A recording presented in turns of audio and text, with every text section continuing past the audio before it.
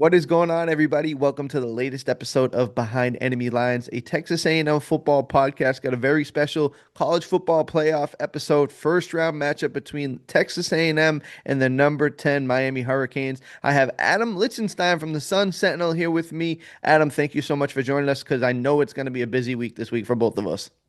Of course, yeah. Thank you for having me. And yeah, it's going to be crazy this week. I know both first time for both programs. So not 100% sure what to expect, but should be a really fun week that kind of culminates in College Station on Saturday. Absolutely. I think it's going to be a raucous environment, and I think it's going to be a special place for fans and media alike. I mean, football fans, you just like football. I think it's going to be a great environment to be a part of. New and uncharted territory for this program here, but it kind of a cheesy segue for me is I want to talk about Carson Beck. He is somebody who's been on championship teams, somebody who's been in high pressure games. So I wanted to start there. Carson Beck, what is the vibe? How has he been playing? And what is the sentiment in Florida about Carson Beck and his performance this season? Yeah, lately he's been playing really, really well. Probably playing the best of, one of the best quarterbacks in the nation the last, month of the season or so. He's had kind of an up and down year. So like obviously coming into the season, transfer from Georgia, he's recovering from elbow surgery. So, he went all spring without throwing, went a good chunk of the summer without throwing. So, it took him a while to maybe kind of get fully ready, fully heated up. Like he just was short of practice time. He didn't get a chance to practice with the team really until the fall. So the beginning of the year, we saw him kind of have up and down moments. Look good against Notre Dame, look good against USF. Didn't look so great against Florida. And then he kind of had this nadir. He throws four picks against Louisville. Just a really bad game on his part. Really probably cost Miami that Louisville game. The one that stands out was, a pick he throws. They're driving down the field, late in the fourth quarter. Despite falling behind and trailing the whole game, they were clawing their way back in and they get basically into about field goal range, and Beck throws, kind of the game-losing interception. So that was probably like the nadir of the season for him. Since then, things have been picking up. They kind of, I guess, took it easy with him at first. He had a couple of games with a lot of, a lot of short routes, a lot of quick passing, stuff like that, things that weren't too difficult to kind of maybe ease him back in, get his confidence back. And then, you look at the SMU game, which Miami also lost. He threw two interceptions in that game. One is not his fault at all, literally bounced off a receiver's hands that should have been caught. The other one was the one that basically sealed the loss and in overtime. And that there's some issues with that play. A receiver was being tackled in the end zone, and but still, it was a bad throw, and that's how that game ended.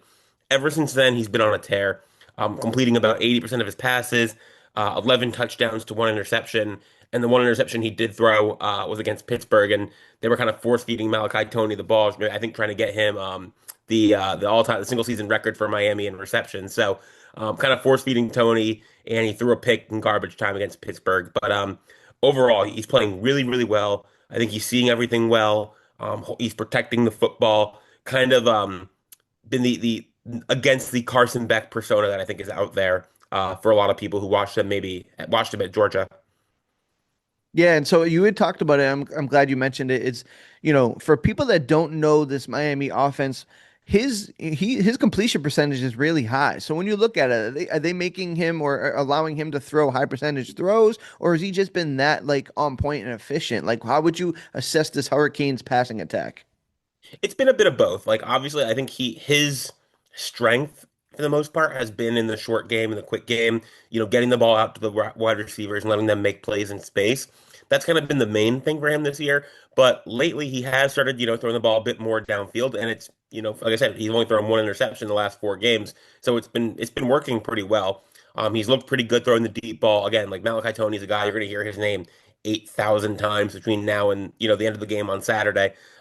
He's a playmaker. He gets open and he can make plays downfield. So they're kind of starting to push the ball a bit more downfield over the last few weeks, and it's been working. But the question is, I guess, is that a function of the offense playing well or facing kind of mediocre defenses? And I guess we'll see on Saturday.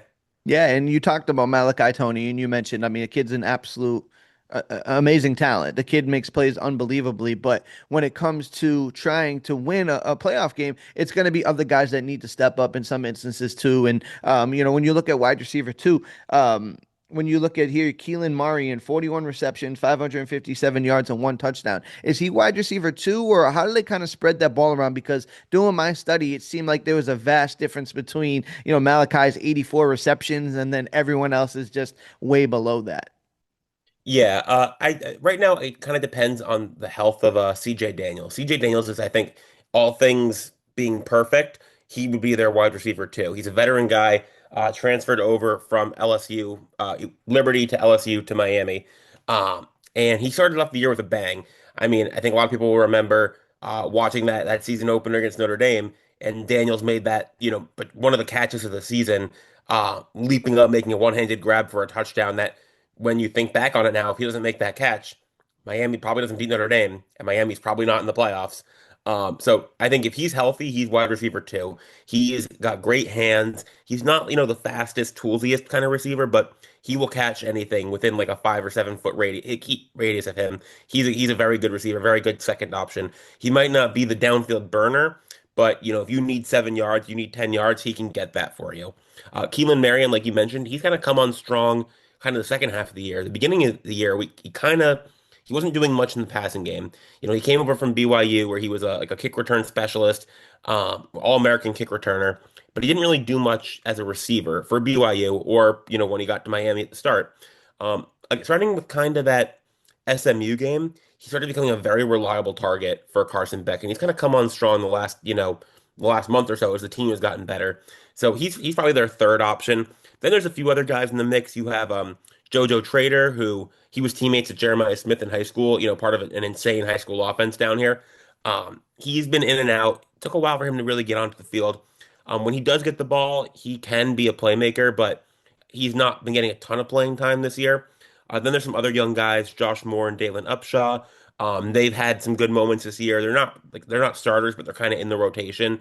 Upshaw, very kind of speedy, kind of smaller guy, and then Josh Moore, very toolsy. He literally stands out because he's the tallest receiver in the room. He's like 6'3", 6'4", and he may not be quite ready to be a starter yet, but he's got a lot of talent. Like, you're going to hear a lot of him, I think, the next 2 years, but maybe not on Saturday. And interestingly, you're rounding out this offensive group because we talked about Carson Beck, we talked about Malachi Tony, but it's the rushing game that is kind of looking at a little differently. Doesn't hold that par. Seems like they're about middling as far as statistics go. 77th in the country, 150 yards per game. With as good as the offensive line has been in protecting and pass protection, what has been the I guess the issue at the running game? Is it more of a lack of talent, or is it a lack of sticking to it? Where do you assess this run game from Miami? Well, I think it's kind of like a tale of two seasons for the offense. Like, the beginning of the year, like, you could tell, and you can see this if you watch them against Notre Dame, if you watch them against Florida, they were ground and pound, and they were going to use that offensive line as a weapon and just grind teams down, run the ball. They have two big backs, Mark Fletcher, who's like 6'3", or probably 6'2", 230, and Marty Brown is a little bit shorter and more compact. Two big heavy backs who will run up the middle between the tackles and just grind you down. And that's what they like to do early in the year. And it was working for a few weeks. It worked against Notre Dame. It worked against Florida. Worked a bit against FSU. And then they hit a wall. Louisville has a good defense, and they were able to stop that running game, and they won that game. SMU, kind of the same deal, where Miami would line up in these third or fourth and short situations, and they would try to turn to their bread and butter and run it up the middle, and just use that offensive line and those big backs to get those crucial yards. And it stopped working. And at that point, Miami, again, their season kind of at a hinge point, they kind of switched it up, started passing the ball more, started trying to get the ball in space more, and that started working. So their running game, it's still a very important part of their offense. But they stopped trying to do that just pound the rock kind of style of offense that I think Mario Cristobal's kind of famous for. And over the course of the last month, we've seen another running back, Gerard Pringle. He's a freshman out of the Tampa area. He is not in that same mold. He's not that big bruising back. He's more of that smaller, speedy back. They've gotten the ball a bit to him outside, a bit to him in the passing game, and he's had a few really good games, scored a couple times in the last month, and that's kind of added a different dimension to their run game. But the problem, like you said, like, they're not getting a ton of yards in the running game. They're not an explosive running team. Like, I think they rank definitely in the bottom half of the nation in, like, runs of over 10 yards and over 20 yards. I don't know the exact numbers, but there's not many. They've not been an explosive running team. The question is again, can they pound out those couple yards when they need them, or do they have to rely on Carson Beck to get those couple yards? Whether by throwing it to Tony or Daniels or someone. That's been kind of like I said, the dichotomy of the season for them in the running game. Yeah, it's going to be interesting to see because obviously I think when people look at A&M's defense, it's like, hey, run the football on them and force them to stop it. But it's kind of counterintuitive to like what we've seen from successful Miami football as of late. So it'll be really fascinating to see how that matchup unfolds there. But turning the page, flipping the other side of the football, what is a unit that's been outstanding for Miami is their defense, sixth in the country in scoring defense. Can you just assess or talk about what the Hurricanes defense has done so right this year to be so productive on that side of the ball? Yeah, I mean, first of all, I mean, just looking at the defense as a whole, the fact that they're almost a top five defense in the country is frankly an insane turnaround. Last year, their defense was their shortcoming. That it was what cost them a spot in the playoff. They couldn't hold a lead against Syracuse despite being up three touchdowns, cost them the game. They fired defensive coordinator Lance Guidry after the season, bringing in Corey Heatherman from Minnesota. They bring in a ton of transfers, especially in the secondary, and they've totally flipped that side of the ball. And the strength really, although they made a ton of changes to the secondary, the strength really has been their defensive line. And you start off with Ruben Bain, defensive end. He is. I know you guys got a good defensive end over in College Station and Cassius Howell. Bain is just as good, if not better. Like Mel Kiper's got him as the number one defensive end in the draft this year. He's been phenomenal. And the thing is, if you don't watch him, if you just look at the box score or look at the stats, you would never guess that. He's got 4.5 sacks this year, which is probably like 150th in the country. Like he's not gotten to the quarterback a ton, but he's influencing the quarterback on every single play. He's constantly beating his man. He's good in the run game. He's good at run stopping. Like he is a complete defensive end, and it's really been fun to watch him this year. He's been phenomenal. He had a great freshman year. Kind of fell off a bit when he was hurt last year. Then this year really blossomed into just a star. And the thing about Miami's defensive line is that if Bain doesn't get you, the other guy will, Akeem Mesidor. Mesidor, kind of the opposite of Bain. Like he came into the transfer 4 years ago. Out of West Virginia, originally from Canada. He's dealt with a bunch of injuries over his career. This is the first year, I think, really since 2022, that he's been fully healthy and playing in his right position. Because last year he was healthy but moving inside outside a lot, and he's better as a defensive end. And he's also been phenomenal. I think if you look at like PFF grades, he's a top 20 defensive end, maybe even top 10 in the nation. I don't remember off the top of my head, but he's been excellent. He's got a few more of the counting stats than Bain. He's got, I think, a few more sacks and maybe a few more tackles for loss. But really, it's just the pair of them. They're just terrors on the ends. Like you can maybe double team one guy and stop one of them. It's stopping both of them. That's the real issue. And then the defensive tackles have been very solid all year as well. Ahmad Moten was just named an AP first team All ACC defensive tackle. He's healthy after dealing with a few injuries. David Blay is a guy who transferred in from Louisiana Tech. He started off the year really well. He's also been dealing with some nagging stuff. He should be healthy for Saturday. And then Justin Scott's a former five-star freshman. He's been kind of moonlighting for Blay and Moten, and he's been really solid in that role. So it's just like that defensive front is just got to be one of the most difficult ones to deal with in the nation. It's a huge challenge for any offensive line. Yeah, and that's going to be one of the best in-game, game in-game situations to watch as a fan, Hmm. as a media member, because obviously A&M's offensive line is a Joe Moore, nominated group, and you got Miami who's got 34 sacks, 16th in the country. Really, really impressive group. Obviously, you mentioned Bain and anybody who has high regard in the draft community is really high on him. So expect a great battle between the front seven, the front there in the line. Kind of stepping back and going to the secondary here a little bit. I was impressed with the ball production that Miami has. Right, two defensive backs with at least four interceptions when A&M doesn't have a defensive back with one. So it's just really fascinating to see what turning the football can do. Can you just talk about this Miami secondary who is allowing, if my numbers are correct, 190 or so passing yards per game? Just what has allowed them to be so productive, and just how is that group looking late here down the stretch? Yeah, it's funny you mentioned that because one of the things that kind of shocked me when I was doing more research into A&M is that the whole team doesn't have four interceptions, which was crazy to me. But yeah, so like the probably the best player in the secondary this year has been Keontae Scott. He was a transfer from Auburn.